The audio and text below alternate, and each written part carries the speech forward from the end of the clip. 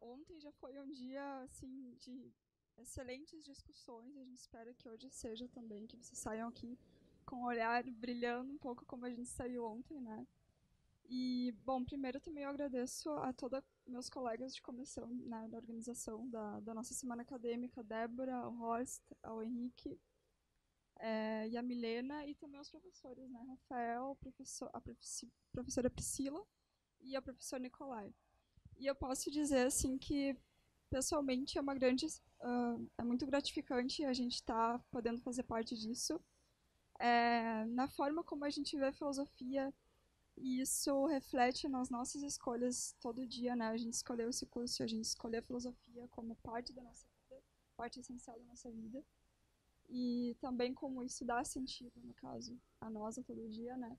E também como acadêmicos em toda a nossa trajetória, como futuros profissionais, sejam pesquisadores, professores, quais caminhos que a gente decida, né, tomar. E, sobretudo, também ver como isso reflete em vocês, no público, também pessoal, por exemplo, que não é da filosofia e vem aqui assistir nossos trabalhos. Então, que vocês possam sair aqui com um olhar diferente para nós, isso já é muito enriquecedor e muito gratificante, tá? Então, saibam disso. Bom, e agora a tarefa difícil, né, de apresentar aí o nosso professor Rafael. E difícil por toda a dedicação e todo o empenho e toda a dedicação do professor também em participar aqui. E, bom, então, iniciando, né, o nosso objetivo aqui é hoje dar ênfase à questão da pesquisa, a importância da pesquisa filosófica, né? Então, pensando no nosso atual contexto, qual a relevância da pesquisa em filosofia? Os desafios, as perspectivas de que um filósofo ou uma filósofa pode esperar, né? Como escolher dentre as várias linhas temáticas, problemáticas filosóficas e como é a experiência de um pesquisador e uma pesquisadora em filosofia. Então, eu acredito que o professor Rafael tem muito mais a falar, né, do que eu aqui que estou iniciando o curso e tenho todo um caminho pela frente. E antes de passar a palavra, a gente pensou em fazer assim, uns 40 minutos, né, cerca de 40 minutos, para a fala do professor e mais uns 10 minutos onde vocês estão convidados aí a participar a partir de comentários, né, perguntas. E só para comentar antes também, o professor Rafael, né, membro aqui do Departamento de Filosofia da URGS, em 2000, né, no ano de 2000, o senhor recebeu um prêmio como jovem pesquisador no Salão de Iniciação Científica.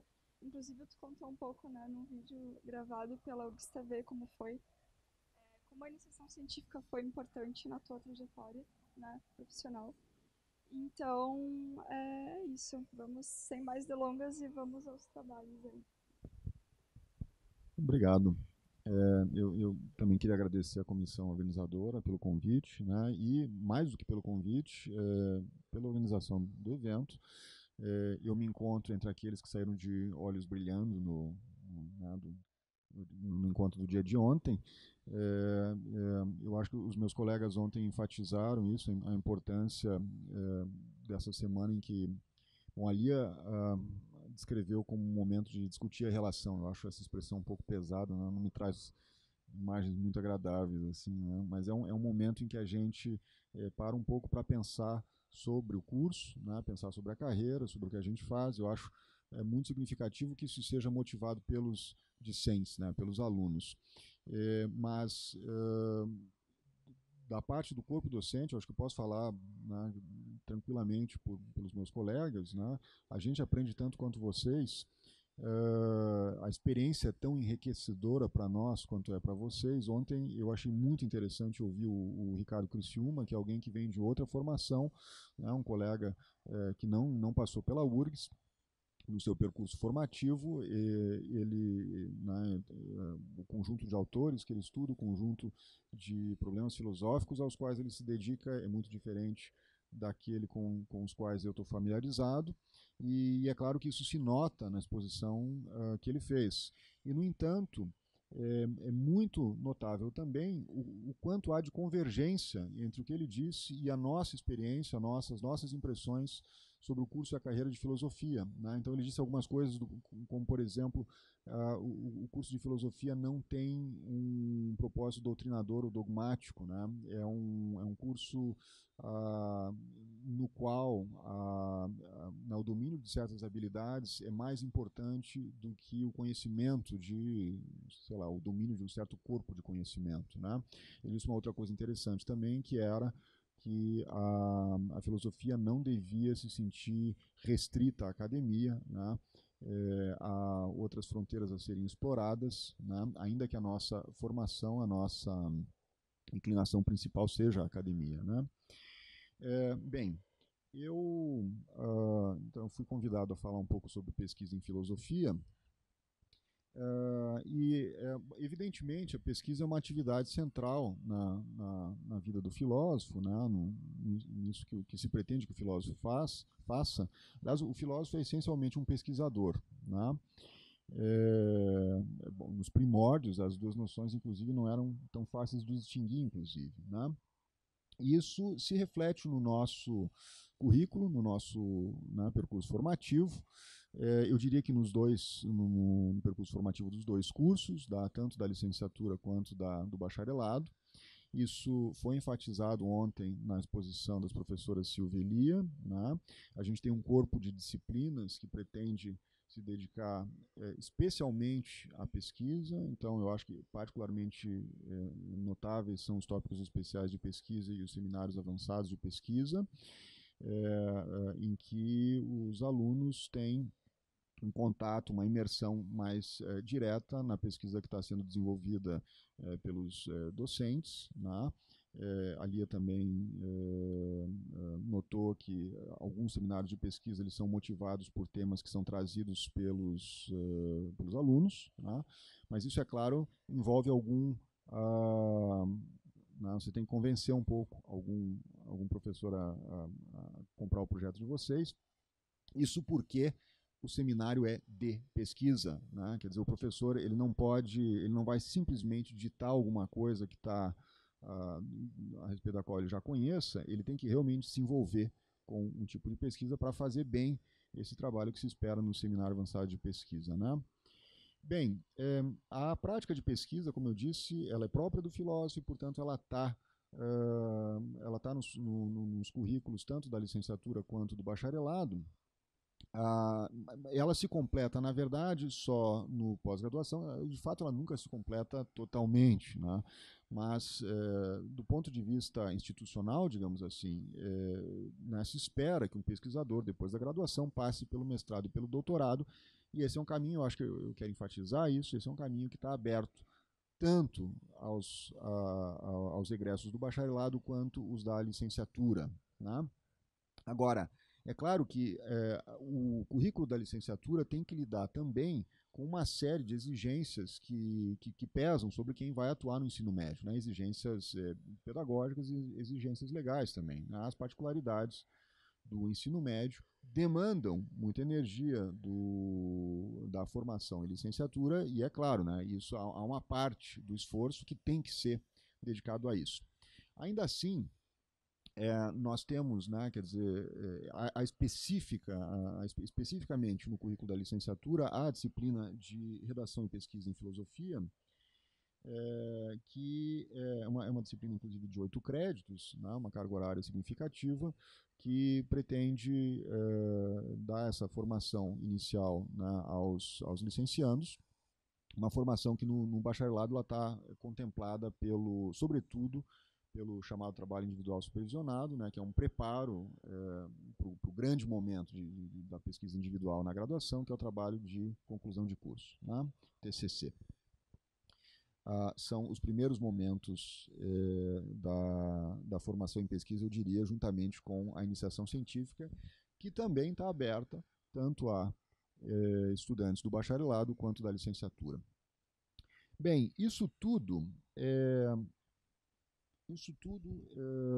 diz respeito, né, à inserção da pesquisa no nosso currículo, mas não foi particularmente disso que eu vim falar aqui, né? A Camila falou aqui de vários aspectos da pesquisa na filosofia, e talvez seja um pouco frustrante o que eu tenho para dizer aqui, porque na maior parte deles eu não vou tocar, né? Então, por exemplo, linhas temáticas, que tipo de coisa a que tipo de coisa a gente se dedica, né, quando está fazendo uma pesquisa em filosofia. Todas essas coisas eu tenho bastante confiança de que elas são bem contempladas nesse arcabouço curricular que eu mencionei, né? Ainda que a gente sempre possa retomar essas coisas e, né, seja sempre produtivo voltar a falar delas, quer dizer, eu diria o seguinte, né? O corpo docente, né, a academia, de um modo geral, está muito alerta e muito consciente para esses aspectos da pesquisa, que eu vou chamar de aspectos estruturais, né?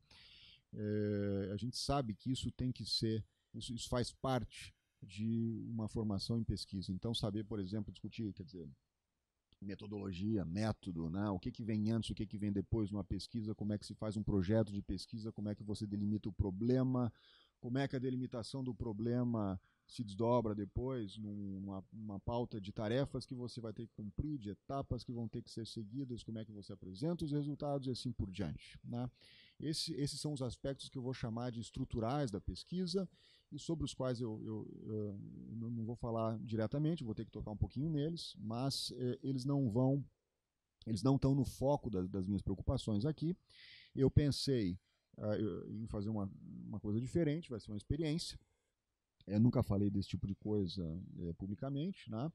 Mas eu quero falar dos aspectos que eu quero chamar de vivenciais, né, da pesquisa. Eu quero falar um pouco da experiência pessoal do pesquisador, do envolvimento de alguém que, né, se engaja pessoalmente na filosofia, do impacto que isso tem na própria vida. Tá? Bem, não é muito fácil tratar desses aspectos que eu estou chamando de pessoais ou vivenciais, né? Justamente porque eles são pessoais, né? Eles estão abertos, né? Quer dizer, eles se determinam pelas nossas particularidades, eles não se repetem com padrões muito fixos, né? Então, o modo como o engajamento pessoal com a pesquisa se reflete na vida de cada um de nós, é claro, é diferente em cada caso. E isso eu noto, por exemplo, como orientador, né, na tarefa de orientação. Então, muitas coisas pelas quais eu passei no meu percurso formativo em pesquisa, eu aproveito na minha experiência depois como orientador. Tá? No entanto, esses aspectos que eu estou chamando de pessoais, eles me reservam mais surpresas como orientador do que os aspectos que eu denominei de estruturais. Né? Eu me encontro mais quer dizer, o grau, né, o conjunto de novidades que eu encontro na prática de orientação a esse respeito é maior, o conjunto de variações que eu encontro. Então, para dar um exemplo do tipo de coisa que eu estou falando, tem alunos que têm falta de confiança na sua própria pesquisa. Né? Então, muito recentemente, sem citar nomes, né, eu recebi um trabalho excelente e depois descobri que o trabalho veio acompanhado de uma grande crise de ansiedade, porque, né, a pessoa que me entregou achou que não estava nada bom e tal, e era o contrário disso, era exatamente o contrário. Né? Eu acho muito significativo, esse é exatamente o caso, exatamente o tipo de coisa que eu estou falando. Né? Como pessoalmente a gente pode ser incapaz, por exemplo, de julgar a qualidade do próprio trabalho e como isso pode impactar na nossa vida. Tá? Bom, tem outros alunos que, quer dizer, eu posso, então, quer dizer, isso acontece 1, 2, 3 vezes, eu entendo que eu estou preparado. Bom, agora eu vou receber mais alunos, eu tenho que estar resguardado, né, quer dizer, preparado, melhor dizendo, para essa falta de confiança que atinge quem está começando a fazer uma pesquisa em filosofia. E, de repente, eis que vem alguém que tem o problema exatamente oposto, e sem jamais ter pensado sobre como eu ia resolver esse tipo de coisa, eu me encontro com um aluno que, ao contrário, tem excesso de confiança. E é mais difícil ainda você explicar para a pessoa que o que ela fez não é tão bom assim, né? E é o tipo de coisa que acontece, né? Você tem que aprender a lidar com essas diferentes circunstâncias pessoais, como eu estou dizendo, são ah, alteráveis conforme o perfil de cada um de nós, né?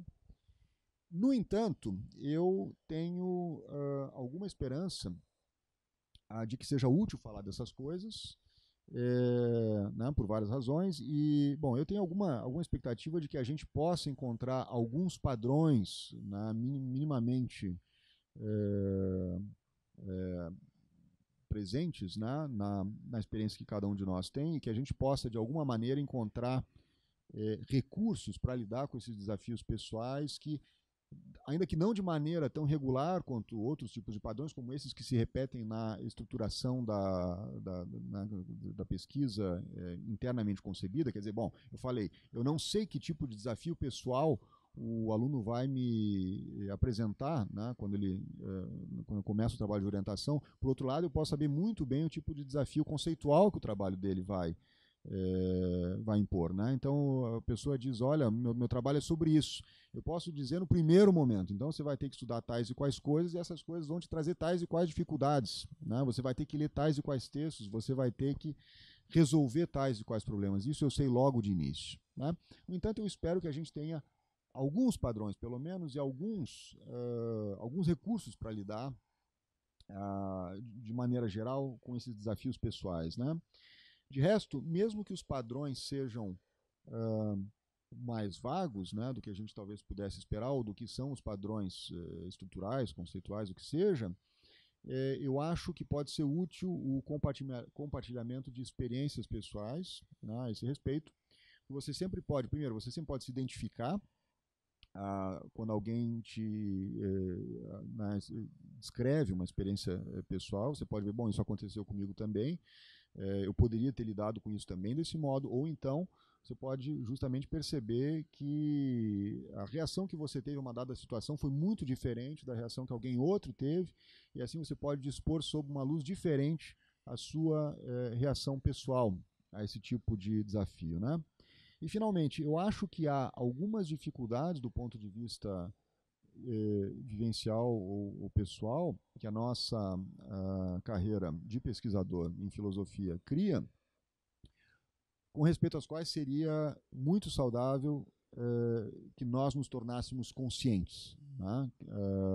Que nós soubéssemos que elas aparecem, porque nós temos uma tendência muito preponderante de não falar delas, né? Uma tendência muito forte de não mencionar a existência delas. Eu acho que elas são, e eu acho que isso talvez seja, né, talvez a maior contribuição que essa exposiçãozinha aqui pode dar, né, que é mencionar a existência de algumas dificuldades que, de um jeito ou de outro, nos afetam, ou ao qual nós nos encontramos em certa medida vulneráveis porque nós resolvemos fazer pesquisa em filosofia.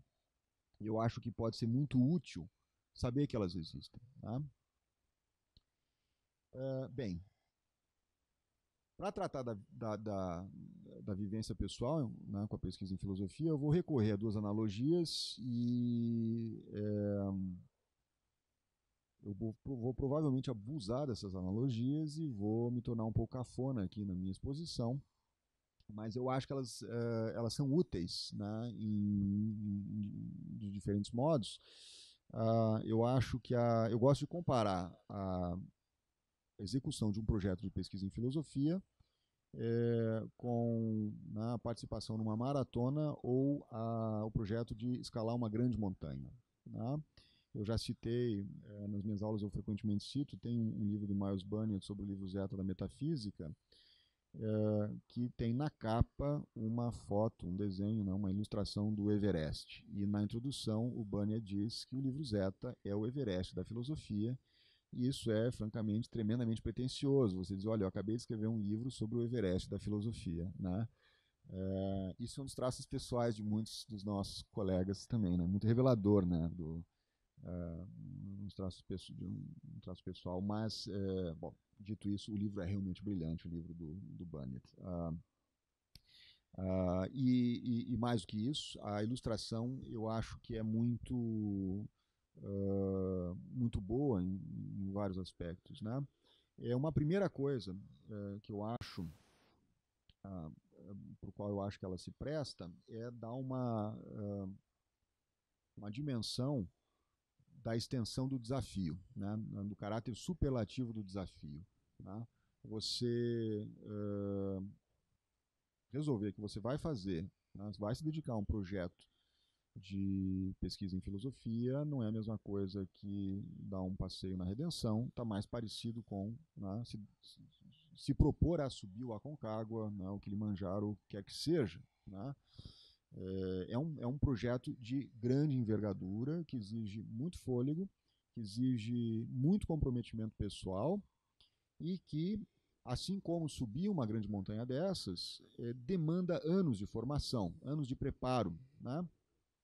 Uma das coisas, quer dizer, aquela foto do livro do Bunyat, ela mostrava as rotas, né, para subir o Everest, e são rotas em zigue-zague, elas vão e voltam, né, porque para subir uma grande montanha dessas o sujeito tem que se aclimatar.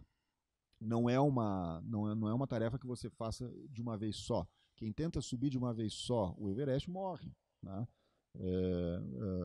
Você tem que. É uma tarefa que você faz progressivamente, você faz aos poucos e você tem que estar disposto a recuar para poder avançar depois. Né? Então, além do enorme preparo físico, técnico, etc., é uma tarefa que você tem que estar disposto a cumprir progressivamente, em etapas, e você tem que prever os recuos que você vai ter que fazer. Tá? Bem, ninguém sobe montanha, né? Quer dizer, você sobe uma montanha ou outra. Né? Então você determina se você vai subir o Kilimanjaro, se você vai subir o Aconcagua, e o tipo de desafio que você vai enfrentar num caso ou no outro é diferente. O terreno é diferente, o tipo de equipamento que você vai ter que ter é diferente e sei lá o que mais tudo. Né? O que determina a nossa montanha particular, né, aquela que você vai tentar subir, é o fator estruturante principal, é algo que eu sei que a Lia, por exemplo, enfatiza muito nas aulas de trabalho individual supervisionado, é a determinação da questão que você quer resolver. Né?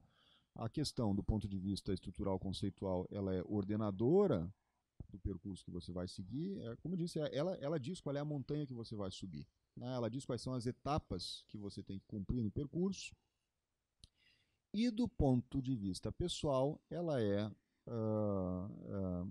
tem também um grande impacto, né, na sua vida, na medida em que ela é algo que, se você estiver fazendo direito o trabalho, vai te ocupar muito, né, por muito tempo. Né, vai interferir muito na sua rotina de sono, por exemplo. Né, você vai ter aqueles momentos em que você vai estar empolgadíssimo com a questão que você está tratando, aí você não vai conseguir dormir, vai ter aqueles momentos em que você vai estar aflitíssimo, porque não está conseguindo resolver as dificuldades e não vai conseguir dormir também. Né? Estranhamente, esse tipo de fenômeno é compatível também com excesso de sono em outros momentos, tudo que você quer é dormir mais. Né?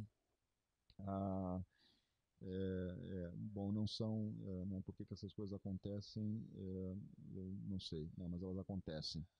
Né? Mas uma coisa que eu quero notar é o seguinte: a escolha da questão que você vai investigar não é uma escolha menor na vida de vocês. Tá? Ela vai interferir bastante e vai interferir de modos que você não tem como prever nesse momento. Né?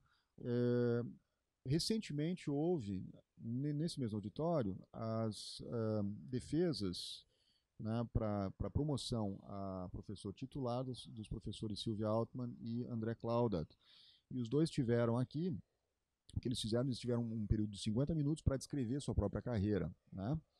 E uma coisa que é muito, bom, nada surpreendente, mas é muito notável em cada um dos casos, é que cada um deles descreveu o seu percurso de pesquisa ao longo de 20 anos, citando 2 ou 3 perguntas com os quais eles estiveram envolvidos nessas 2 décadas. Né? É claro que eles fizeram muitas coisas lidando com essas perguntas, né? mas elas, quer dizer, tiveram que lidar com outras perguntas cujas respostas precisavam ser dadas para que eles pudessem tratar das perguntas principais aos quais eles tinham se proposto a resolver, né? Mas eu acho bem notável que você possa, que um pesquisador possa, depois de 20 anos, fazer um pequeniníssimo conjunto de perguntas e dizer, olha, o que eu fiz nesse tempo todo foi isso, foi tratar dessas perguntas, né? E, de fato, quando eu penso no percurso que eu fiz até hoje, né, eu também tenho um pacote pequeno de perguntas às quais eu me dediquei, e é um pacote que começa na graduação. Né? Há uma conexão, para mim, muito clara entre as perguntas às quais eu me dediquei no começo da iniciação científica, no começo das minhas primeiras experiências de pesquisa, e aquelas com as quais eu fui me dedicando, né, às quais eu fui me dedicando mais tarde. Né? Então, isso é um modo, né, de apresentar algo que eu acho que é importante, quer dizer, que desse percurso todo de formação em pesquisa, esse percurso que eu disse assim, tem que passar pelo mestrado e doutorado, a graduação é um momento muito importante. É um momento. A formação em pesquisa não é algo que acontece depois. Né? É algo cujos passos mais decisivos, eu diria, são tomados agora. Né? Claro que depois, no mestrado, no doutorado, você robustece, você sofistica as suas habilidades, você vai aprender muita coisa, né? Mas as habilidades básicas, as habilidades que são determinantes para o que você vai fazer depois, são adquiridas já na graduação e também, em boa medida, quer dizer, você sempre pode mudar de pauta de pesquisa, né? Mas é muito comum que aquelas questões com as quais você começa a se envolver na graduação, de um modo ou de outro, acabem determinando o seu percurso dali para frente. Claro que é muito raro, acontece, mas é raro alguém chegar e dizer, não quero mais nada com isso, eu vou começar do zero outra coisa, né? Depois de muitos anos de pesquisa. Né? Bom, isso tudo para dizer que se a pergunta vai ser tão importante na sua vida, né? E se ela é organizadora do que você vai fazer depois, é muito importante que você encontre uma pergunta com respeito ao qual você esteja pessoalmente motivado. Né? Funciona muito mal se você, quer dizer, né, se você recebe de fora uma pergunta, né, se alguém tem que te dar, tem que te dizer, olha, quem sabe examina isso, aí você pensa, bom, ok, não tem nada melhor, vou fazer isso mesmo. Né? Isso dificilmente vai gerar a motivação necessária para que você continue correndo, continue subindo a sua montanha, né? Para muito longe. Eu costumo dizer que correr uma maratona é difícil em qualquer circunstância. Sem motivação é impossível. Tá? Então, você tem que, se você vai se envolver com pesquisa, você tem que encontrar uma pergunta que te mobilize pessoalmente. Né? Agora, é claro que os nossos sonhos, às vezes, eles esbarram na dura e rude rocha da realidade. Né? Quer dizer, é claro, eu imagino que alguém que vai começar a fazer montanhismo, que ele possa achar muito empolgante a ideia de subir o Everest. Né? E é nesse momento que um montanhista com o mínimo de experiência vai dizer para ele, olha, eu acho que você está mais para Pico da Bandeira, sabe? Assim, para esse ano, pelo menos, né, vamos deixar o Everest de lado. Isso acontece muito conosco também. Né? Bom, isso é... eu lembro do Baltazar me dizendo, né, o meu orientador de mestrado e doutorado, no começo do mestrado, ele dizendo, eu não conheço um mestrando que não tenha me trazido um projeto de doutorado. Né, um projeto que não pode ser resolvido no mestrado. Né? Porque isso é natural que aconteça, porque a gente tem pouca condição de avaliar no início da pesquisa todas as dificuldades que ela vai envolver. Né? Então é claro que nessa analogia um tanto brega que eu estou adotando, o experiente montanhista, né, o montanhista mais experiente é o orientador, é o professor, porque ele pode avaliar melhor quais são realmente as dificuldades conceituais, né, as dificuldades que o trabalho vai envolver. E é por isso, quer dizer, assim que vocês começarem a, né, esboçar uma pergunta, né, eu acho saudável que vocês procurem um professor, uma professora que pareça é, é, na, apto a discutir aquele tema, quer dizer, mais envolvido com o tema, que possa ajudar vocês a pensar sobre o assunto, se, quer dizer, como de fato delimitar uma questão que caiba no tempo que você tem, no momento em que você está do seu percurso formativo como pesquisador, né? E, bom, isso é um conselho que eu acho que sempre vale, é sempre bom procurar, né, os professores. Eu sempre fico um pouco espantado quando termina a aula e ninguém vem falar nada, sabe, comigo. É sobre. Às vezes vem, quer dizer, normalmente tem o pessoal que vem faz uma ou outra pergunta, mas eu me espanto um pouco com o quão pouco surgem perguntas de escopo mais amplo, assim, do tipo, na carreira um pouco mais para além das aulas ali imediatas da graduação. Né? Esse é um momento que vocês sempre podem usar, né, para isso, para essas coisas. Né? É, ok. Essa analogia que eu faço, né, com o montanhismo e com a maratona, ela tem um aspecto, né, eu falei, bom, é um grande desafio, é um desafio de monta, que você tem diante de você, quando você vai fazer pesquisa em filosofia, e eu acho que tem um momento particularmente difícil. Eu nunca corri uma maratona, né, mas eu imagino que seja difícil, e eu imagino que depois que o sujeito correu 15 quilômetros, ele pensa que ainda não chegou nem na metade do percurso, deve dar um desânimo. Né? Você está lá debaixo do sol, você ainda tem muito pela frente, e você tem que, quer dizer, se o sujeito é um corredor, ele tem que ser capaz de lidar com isso, com essa frustração, né, com esse desânimo, ele tem que ser capaz de tocar, ele tem que saber que ele consegue, né, ele tem que estar, ele tem que estar ele tem que ser capaz de fazer uma boa avaliação das suas capacidades, né, e tocar. Né? Eu lembro sempre de uma história que meu tio contava, que ele se inscreveu numa maratona sem fazer nenhuma. Não sei se era uma maratona, acho que era uma corrida menor, mas o fato é que ele saiu a toda nos primeiros metros, né, e ele disse que aquilo foi uma das maiores vergonhas da vida dele, né, porque dá para imaginar o que aconteceu depois. E isso é a mesma coisa na nossa área. A gente tem que aquilatar as dificuldades, né, e tem que encontrar um preparo para. Bom, você tem que se tornar capaz de avaliar suas próprias capacidades e saber que você tem como perseverar e conseguir suplantá-las. Né?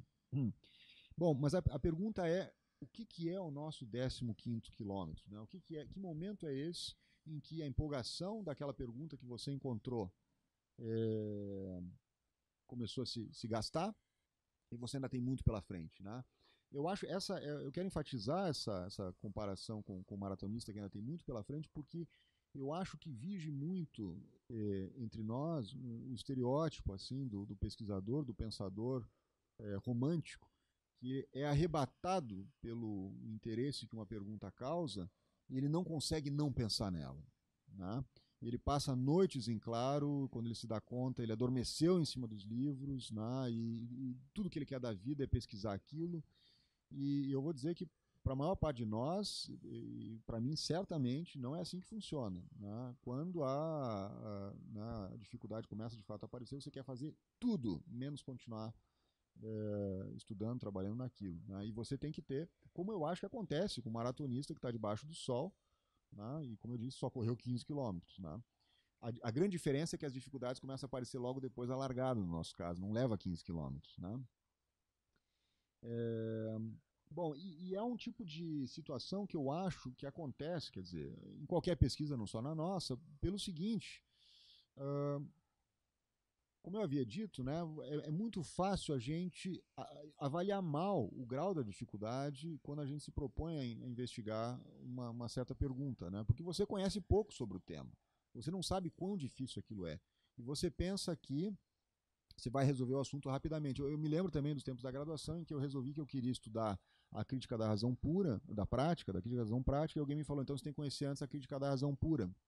Beleza, eu vou lendo e resumindo a crítica da razão pura, agora é novembro, devo terminar lá em fevereiro, março, né? E daí eu começo com a prática. Né? E é claro que eu descobri rapidamente que as coisas não eram assim. E nunca cheguei na prática. Né? Eu fui fazer outras coisas. Ah, mas, então, isso é fácil você achar que na investigação a qual você está se propondo a desenvolver, ela é menor, né? Quer dizer, a dificuldade envolvida é menor do que de fato é, e isso eu acho que acontece em qualquer área. Né? Assim que você começa a tratar do tema é que você vê as complexidades. Agora, eu vou caracterizar agora, né, um modo como eu acho que isso, um modo que é particularmente notável na nossa área. Tá? Deve acontecer também em outros domínios, mas eu acho que é muito próprio, muito presente na nossa experiência. E o que acontece é o seguinte, né? Você formula uma questão inicial para o seu trabalho, então, por que um certo x é y? Por que x é y? Não, que você formulou a sua questão. É isso que você tem que resolver. Tá? Via de regra, você acha que você vai resolver essa questão e partir para adiante. Né? Você vai investigar as consequências da resposta que você achou, você vai investigar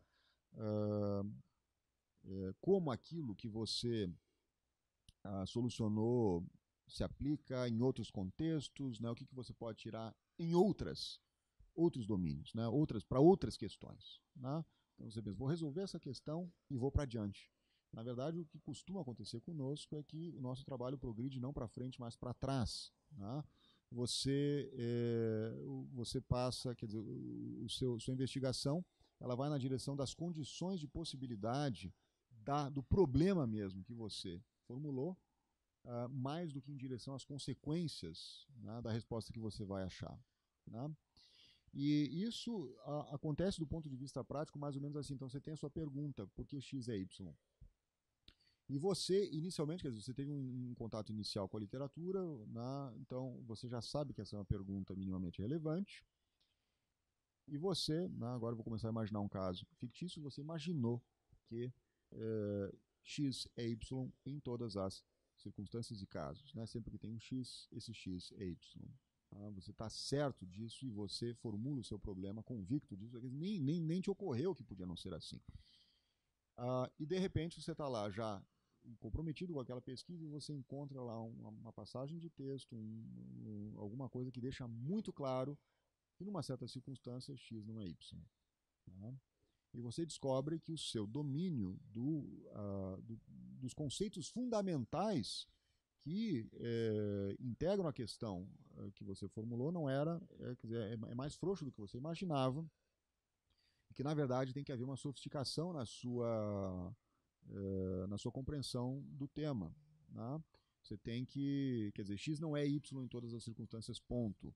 X se aplica em diferentes contextos segundo diferentes critérios. Né?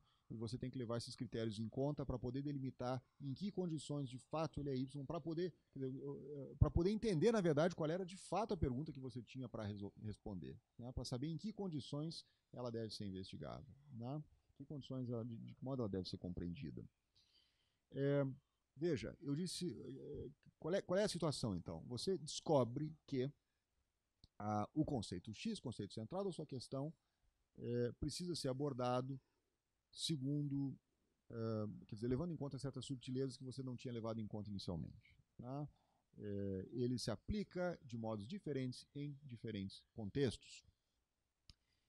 Normalmente, essa situação não é experienciada exatamente desse modo na situação real.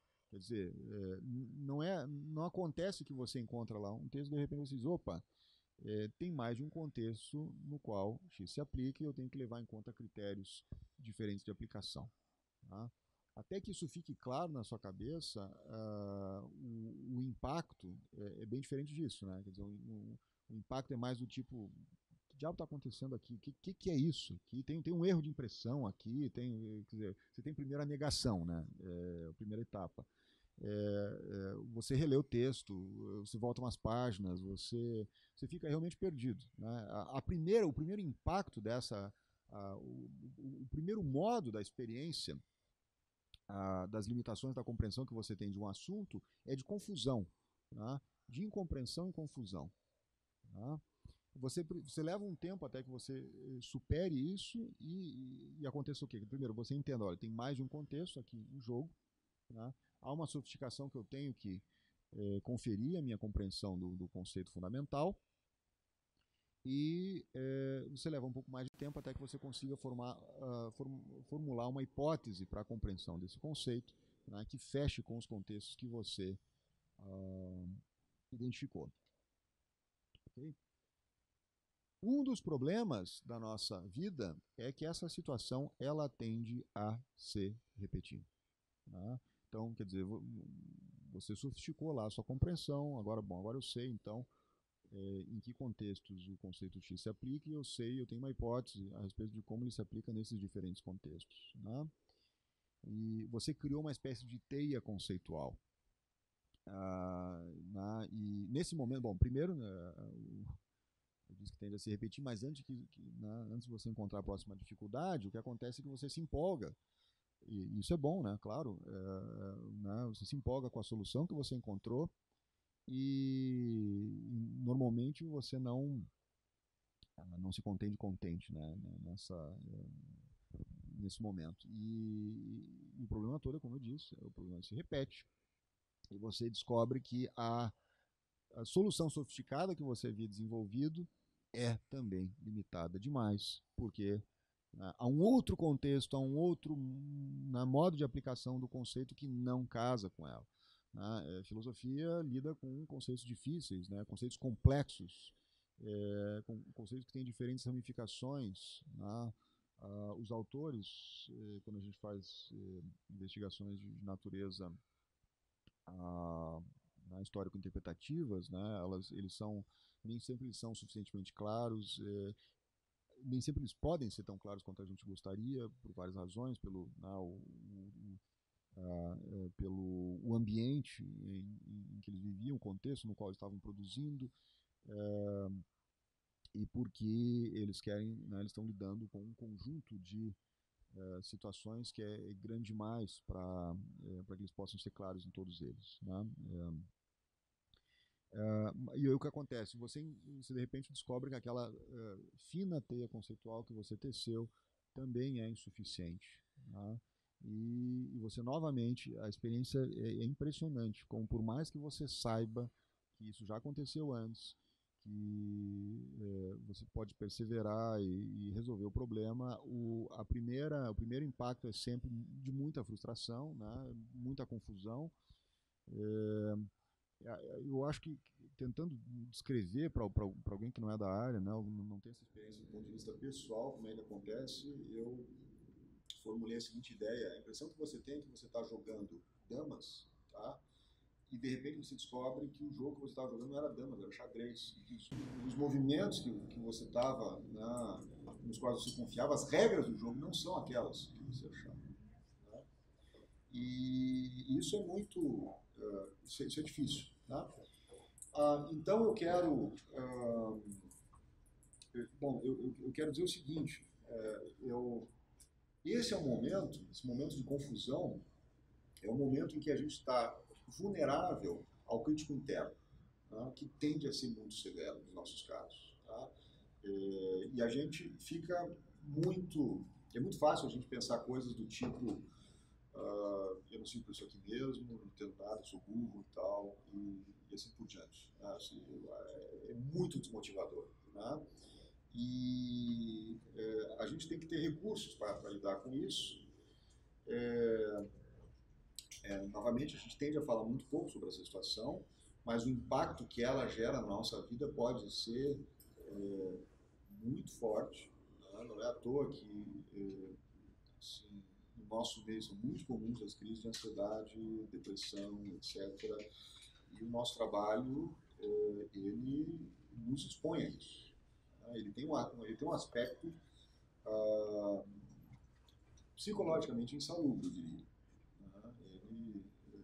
Assim, a frustração, a confusão, minimamente interessante do ponto de vista filosófico, ele vai ser suficientemente complexo para desafiar a compreensão que esse sujeito tem, né, que ele conseguiu desenvolver, e para expô-lo a essa situação que eu estava mencionando. Portanto, não basta ser inteligente, você tem que ter alguma maturidade emocional para lidar com essa experiência, senão você não vai fazer nada. Né? Você não vai conseguir nenhum resultado minimamente interessante. Né? E aí, como é que a gente lida com isso? Né? Que recursos a gente tem para isso, assim, do ponto de vista do que a gente faz? Né? Eu acho que um dos fatores negativos da nossa carreira, a carreira de pesquisador, sobretudo, é o aspecto solitário dela. Tá? Então, tem gente que trabalha em laboratórios e que faz um doutorado inteiro. Eu não sei nem como eles conseguem, mas, por exemplo, o pessoal na geologia ali, eles trabalham em conjunto. E eu não sei como alguém consegue escrever uma tese com alguém fazendo uma piada num canto e alguém outro escutando um rádio. Né? A gente tende a trabalhar, quer dizer, boa parte do nosso trabalho tem que ser feito isoladamente, né? Você tem que ir para os livros, tem que ir para o computador, tem que lidar com a tela em branco, né? Com o papel em branco, muito tempo, você tem que fazer isso. E isso favorece, né, essa situação na qual você está sozinho e está mais vulnerável ainda a essas coisas negativas. Esse é o lado realmente sombrio, eu acho, da nossa carreira. Eu acho que uma estratégia prática para lidar com essas coisas é a não permanecer no isolamento. Né? Bom, é claro que você sempre pode falar com os professores, os orientadores, etc. Eu acho que eles sempre já passaram por isso, né? Quer dizer, estão passando, eu garanto, né? Vão continuar passando nas suas carreiras por essas coisas, eles podem conversar sobre isso com vocês, mas eu acho muito importante criar um ambiente entre pares, né? Um ambiente entre colegas que não estejam num outro período da carreira, mas estejam no mesmo momento em que vocês estão. Veja, isso é algo que é importante não só para quem está na graduação, isso é importante a todo momento da carreira. Né? E não é para todos nós uma coisa muito fácil. Né? Nós não tendemos a ser as pessoas mais sociáveis, né, do mundo. Né? Assim, as nossas habilidades sociais não são as mais afiadas, né? Eu acho que tem grupos piores do que nós, mas nós não estamos entre os melhores. Então, nem sempre é muito natural para nós fazer isso. Mas eu acho muito importante ter um grupo no qual você possa discutir. Bom, que você pode discutir as diferentes coisas, quer dizer, essas angústias que eu estou mencionando, claro, é importante discutir isso, mas não só isso. Discutir o seu trabalho mesmo. Né? E discutir de modo no ambiente em que você se sinta seguro e confortável. Né? Porque é claro que é muito útil discutir o trabalho num congresso, por exemplo, mas os congressos nem sempre são ambientes acolhedores. Né? Eles podem ser muito competitivos e você não tem relação pessoal com aqueles colegas que estão lá. Né? Eu já notei o seguinte, né, do ponto de vista, assim, quando eu participo desses eventos, facilita muito a minha vida se eu tenho tempo de jantar, tomar uma cerveja, etc., com as outras pessoas que estão lá no congresso. Me torna muito mais fácil discutir meu trabalho depois. Né, do que discuti-lo com um estranho ou alguém que eu conheço só através dos textos que a pessoa já escreveu e tal. Né. Mas é muito importante que você crie um ambiente de pares, né, de outros colegas que vão discutir com você o seu trabalho e cujo trabalho você vai também estar disposto a discutir, evidentemente, né, e que você possa fazer isso sem ter medo de ser julgado. Né. Quer dizer, é importante que isso não esteja no horizonte. Né. Isso eu acho um recurso muito importante, né, se a gente consegue criar isso. Tá?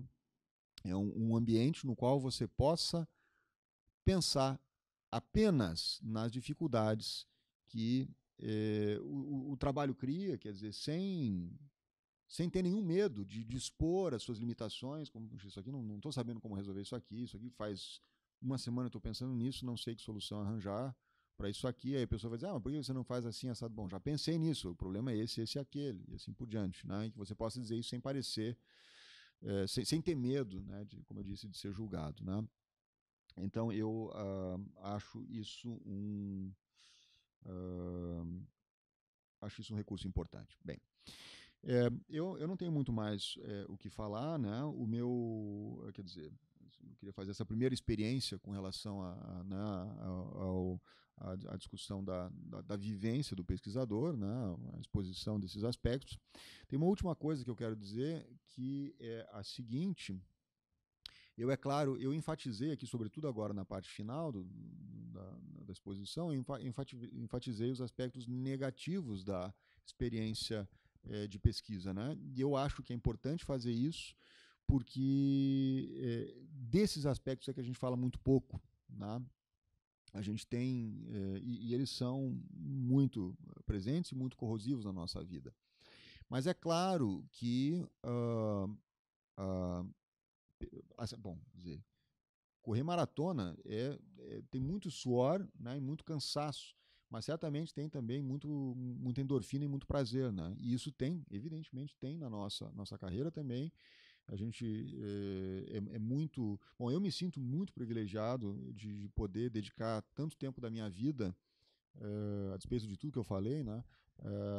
Tanto tempo da minha vida à pesquisa em filosofia, né, de poder me envolver tão profundamente, tão intensamente com questões fundamentais, né, da metafísica, da ética, questões fundamentais da vida humana, da realidade, da existência, etc. Né? E uma outra coisa, né, aquele quilômetro que o maratonista correu lamentando ter se inscrito, né, na corrida, ele é parte do percurso total, né? Quer dizer, no final, você vai ter... Se você conseguiu correr uma maratona, você fez uma grande coisa na sua vida. É algo importante que você pode contar como tendo alcançado, né? E você não faz isso sem correr aquele quilômetro lá do início, né? Sem correr cada um de todos aqueles quilômetros que você tem que correr. E aquele momento de sofrimento e confusão pelo qual a gente passa, ele também não é tempo perdido, né? Ele é um momento pelo qual a gente tem que passar para encontrar as soluções, às vezes não as questões que a gente formulou, mas aquelas questões às quais a gente vai chegar tentando responder à questão inicial, né? Então esses momentos eles são importantes, eles são parte constitutiva desse percurso da pesquisa, esse percurso que você está desenvolvendo na pesquisa, e eles vão ser, o valor deles vai se revelar também no final do percurso, né? Então eu quero terminar só dizendo isso. De fato, uma pesquisa em filosofia, mesmo que você não chegue a resultados definitivos, né, mesmo que nem sempre seja muito fácil aquilatar a dimensão do que você conseguiu. Isso é outra coisa que você, às vezes, você precisa do retorno dos outros para saber isso. O quão importante foi o que você fez, qual é o valor. É mais fácil você dizer, eu subi aquela montanha, né, ou eu corri tal e qual maratona, terminei tal e qual maratona ou tal e qual corrida, né? Mas o resultado final ele é muito recompensador, né? E é uma corrida que eu acho que merece ser corrida, que vale a pena ser corrida, né? Bom, era isso que eu tinha para dizer, né? Agradeço mais uma vez o convite. Era isso. Obrigado.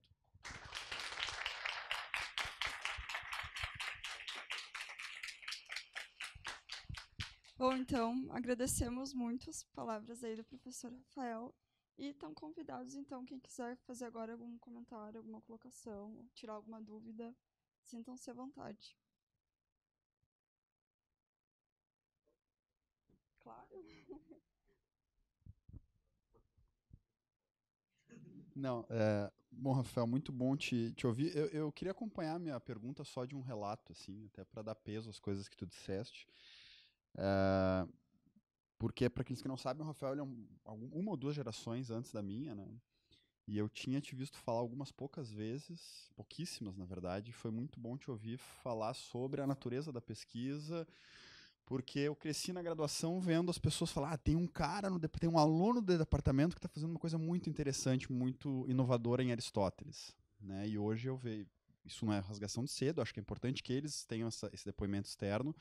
Hoje você sabe, o Rafael é um dos mais, está entre os grandes especialistas em Aristóteles no Brasil, né? Então acho que é importante essa deferência externa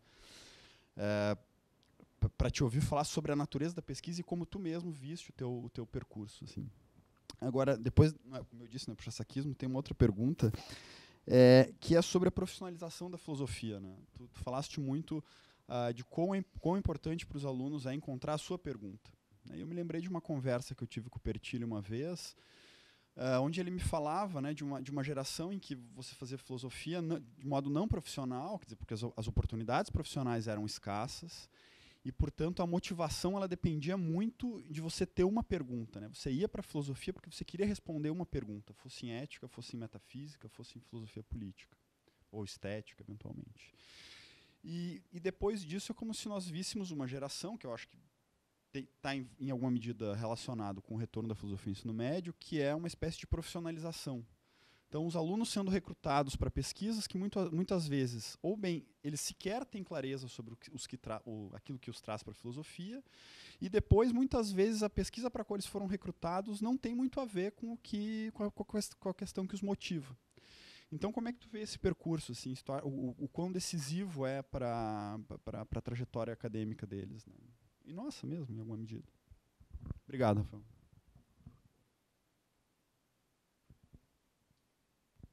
Obrigado. Nicolai, acho essa pergunta muito oportuna, né? Quer dizer, como é que a coisa acontece de fato, né? E é verdade que a gente não faz essas escolhas no vácuo. Quer dizer, há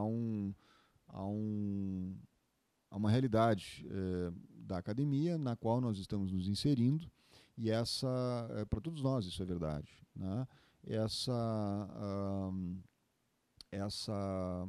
Esse meio no qual nós nos encontramos molda, em certa medida, o tipo de questão, o tipo de tema ao qual nós vamos poder nos dedicar, né? Bom, veja, isso de diferentes modos, entende? Isso não significa dizer o seguinte, eu não posso estudar o que eu quero porque ninguém aqui trabalha, sei lá, o tipo de coisa ao qual eu gostaria de me dedicar. Veja, nem sempre é produtivo de fato esse tipo de... quer dizer, se você quer fazer uma escolha produtiva, você tem que pensar também nas condições do meio, né? Você tem que pensar qual é de fato a existência de interlocução para o tipo de coisa que você está fazendo. Você tem que considerar, bom, se você está numa... uma coisa a se pensar é o seguinte, olha, eu gostaria de estudar, não sei que autor ou que tema, que ninguém mais estuda. Uma coisa que você tem que levar em conta, do ponto de vista de quem está na graduação, é que isso significa que o retorno que você vai receber dos seus professores, orientadores, né, ele vai ser muito mais limitado do que o tipo de retorno que ele pode dar se o teu tema dialoga, eu acho que essa é uma palavra importante, dialoga com o que ele está fazendo. O que eu estou querendo dizer é o seguinte, você não precisa refazer o trabalho que ele já fez, mas é importante encontrar um ponto de interlocução, de diálogo com as outras coisas que estão sendo feitas, não só em relação ao orientador, mas em relação às coisas do meio também. A nossa carreira funciona assim, né? Se eu fizer uma pesquisa, por mais inovadora que seja, que não toca nos pontos de interesse das pessoas da minha área, de ninguém, a minha pesquisa vai cair no vazio, ela vai ser esquecida, ela não vai ter um impacto para além daquilo que eu imediatamente estou fazendo, vou publicar, etc. Então, os fatores externos são fatores que a gente tem que levar em consideração. Isso é diferente do ambiente, eu não sei se era esse, Nicolai, que tu tinhas em mente, dos primórdios da filosofia no Brasil, em que a filosofia era uma atividade quase que de salão, assim, né? Você tinha os diletantes, que eram pessoas instruídas e se reuniam, né, para discutir, mas aí realmente não fazia a mínima diferença que tipo de coisa eles fossem discutir. né? Então, eu acho o seguinte, eu acho que há um processo de negociação que deve ser levado em conta na hora de determinar a que questão você vai se dedicar. Isso funciona para os alunos, isso funciona para nós, né? Você tem que pesar aquelas, quer dizer, você tem que levar em conta fatores externos e você, considerando esses fatores externos, você tem que procurar aquilo que te motiva, né? Eu acho que uma coisa, quer dizer, evidente, você não deve simplesmente aceitar que, bom, eu vou estudar tal coisa porque os meus professores estudam, acabou, é isso aí. Se é isso, a coisa está funcionando mal. Mas você tem que encontrar algo que seja do teu interesse e que ressoe, que dialogue, que tenha alguma relevância para as pesquisas que estão acontecendo ao seu redor também. É o que eu acho sobre isso. Eu não sei, eu acho que você tem que ter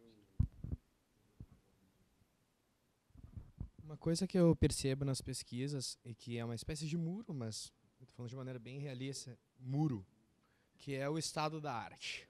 O famoso estado da arte. Tu vai pesquisar um autor, por exemplo, trabalho de conclusão de curso, tá? Vamos supor que não era a minha intenção. Kierkegaard, né? Eu vejo pouca gente, não estou criticando, falar sobre Kierkegaard nos trabalhos. Pelo menos eu não vi. Talvez eu não vi, mas talvez nenhum, né? Mas, bom, eu vou ter que escolher outra coisa. Eu escolhi em filosofia do direito, né? Como eu tenho curso de direito e tal, consigo concatenar as duas coisas. E assim a coisa fica mais simples, fica mais gostoso de fazer o TCC, provavelmente fica mais gostoso de fazer a pesquisa. A pergunta que eu tenho que fazer é até que ponto daria, se fosse possível, arriscar em relação ao estado da arte, ter uma ousadia de um pouco além, né? Embora tu tenha que ir de acordo com o meio, obviamente, né? Mas até que ponto seria aceitável ir um pouco além do estado da arte, se possível, né? Não colocando o autor principal como que não tem que não está muito no estado da arte, não está sendo muito pesquisada na tal faculdade e tal, né? Vamos supor filósofo X ou filósofa X, né? Até que ponto a gente poderia usar nesse sentido? Usar, mas não de maneira completa, né? Tipo, não, de acordo com a visão daquele outro cara lá, essas coisas. Aquela outra pessoa lá, aquela outra filósofa, enfim. Bem, eu acho que a ideia não é estar limitado ao estado da arte, né? Você deve conhecer o estado da arte, em princípio, quer dizer, não há receita para essas coisas, né? Via de regra, se você quer dar uma contribuição relevante e uma contribuição que não caia no mero esquecimento, como eu estava mencionando, né? Você deve ter domínio do estado da arte e, né, como eu estava dizendo, dialogar com ele em alguma medida. Isso não significa repeti-lo de modo nenhum, né? Isso significa tentar trazer essas coisas que você quer dizer, né, num certo marco que é estabelecido pelo estado da arte, né? Quer dizer, você vai dar a sua contribuição mais ou menos, né, em uma espécie de interlocução com essas obras que já foram feitas. É claro que tão mais distante você pode ficar do estado da arte e da... porque, veja, é possível você fazer uma contribuição que seja radicalmente inovadora, que não exatamente... quer dizer, que seja muito distante daquilo que os autores da sua época andam fazendo e que, no entanto, seja, quer dizer, chame a atenção dos outros autores né, e seja, quer dizer, e ressoe. É tanto mais fácil ter sucesso nisso quanto mais experiente você for, né? Então, há espaço para usar.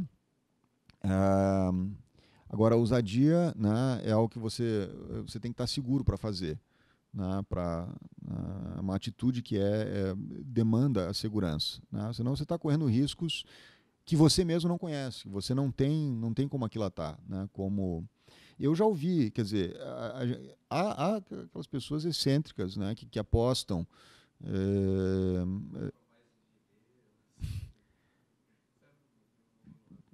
Eu estava pensando numa outra coisa, até mais modesta do que isso. Mas eu soube de um sujeito que fez um doutorado, isso foi no exterior, não foi aqui. Ele fez um doutorado sobre Aristóteles, é um pouco mais, digamos, conservador do que isso que tu está sugerindo. Mas era um doutorado sobre Aristóteles, mas ele tomou uma decisão que eu não recomendo para ninguém. Ele só leu a obra de Aristóteles, ele era sobre a metafísica, se não me engano, ele só leu a metafísica e ele se recusou a ler qualquer coisa da literatura secundária. E agora, essa pessoa, ela fez isso, e o trabalho, bom, inevitavelmente cometeu erros que alguém que tivesse lido o básico da literatura não teria cometido, quer dizer, coisas que já estão, né, superadas. Mas, aparentemente, pelo relato que eu ouvi, a pessoa também conseguiu encontrar soluções que não aparecem na literatura, porque a literatura está viciada no seu próprio, no seu próprio circuito, né? Essa é uma decisão muito ousada, né, que aparentemente teve, nesse caso em questão, teve um resultado positivo, né? É claro que eu tenho que dizer também que essa pessoa estava num ambiente muito bom, né? Assim, ela não foi pesquisar em casa, tinha orientação de altíssimo nível, tinha colegas, tinha, né? Então foi uma ousadia em certa medida, né, responsável, controlada também, né? Mas são essas coisas que você faz por conta e risco, né? Assim, se a gente vai descrever o tipo de trabalho, e é isso que a gente pode fazer, né? Bom, você pode fazer uma grande tese em verso, né? Não é algo que eu sugeriria a um aluno, entende? Talento literário não é algo que a gente, pelo menos aqui, não sei se em algum lugar se ensina, mas aqui, né, sobretudo, não. Então, a gente recomenda, quer dizer, os formatos de redação que a gente recomenda são outros, né? Não escreva em verso, por exemplo, né? É mais fácil ser claro de outros modos, é mais fácil assegurar a clareza de outros modos. Então, se eu for pensar no tipo de percurso que mais asseguradamente vai resultar num produto final interessante, né, e útil e tal, quer dizer, que vai ser importante, eu, quer dizer, não recomendaria, né, ignorar, por exemplo, o estado da arte. Novamente, quero deixar muito claro, não é para se limitar ao estado da arte, né, mas o que a gente está dizendo é você deve dialogar com ele. Exato. Bom, muito obrigada, então, professora Fel. Alguém teria alguma última dúvida? Senão a gente dá sequência aí para as atividades. Então, será isso. Muito obrigada. Agradecemos aí.